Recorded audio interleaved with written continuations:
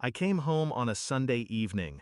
The air was too still, the kind of silence that doesn't wait, it hides. The house was dark, blinds shut tight, though I never left them that way. I dropped my bag, shoes muffled on the carpet, the quiet pressing in closer with each step. The bathroom door stood ajar. A soft drip echoed, water against porcelain. I pushed it open. She was there, my wife, slumped in the tub.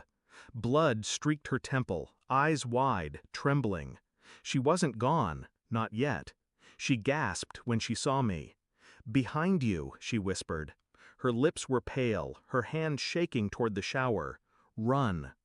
Confusion strangled me. "What?" I asked. The shower curtain shifted. Slow, deliberate, someone or something drawing it back. I turned and saw the face. For a split second I thought it was me, a reflection, a twisted version of myself, staring with hollow intensity. But no, it was him, Chris, a name I hadn't heard in years, a shadow I believed she'd buried.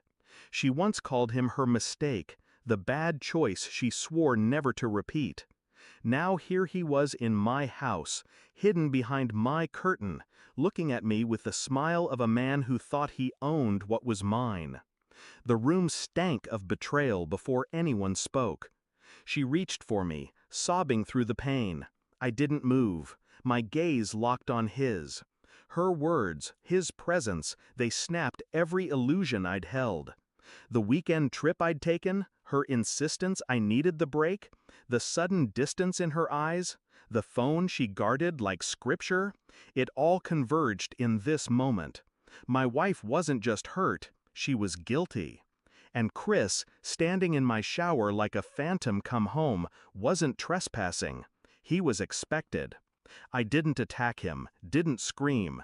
That's what he wanted. Chaos, emotion, proof I was the fool. Instead, I stepped back, watched him leave. He didn't run, he smirked, brushing past me as though he'd earned the right. Her cries followed him out the door. That night, as she slept on the couch, bandaged and weak, I sat at the table cataloging every detail.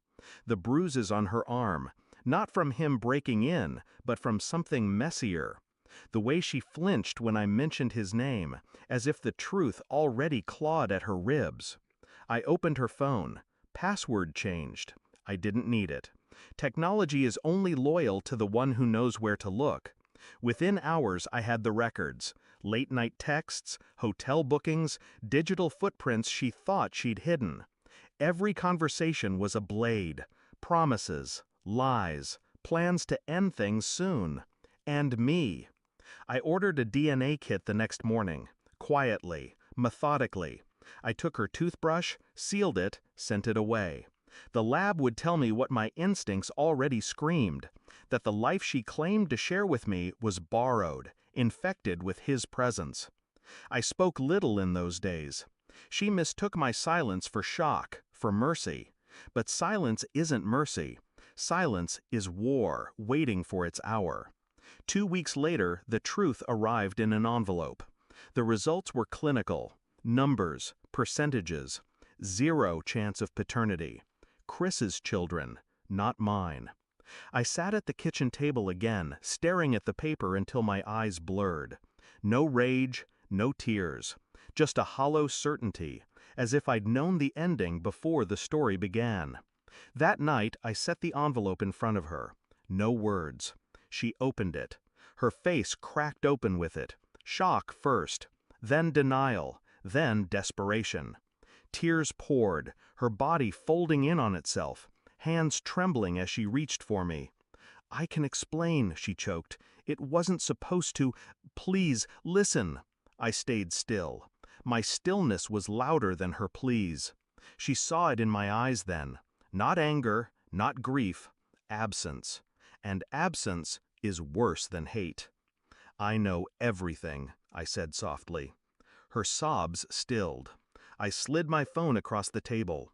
The messages glowed. Her words, his replies, their fantasies spelled out like rot.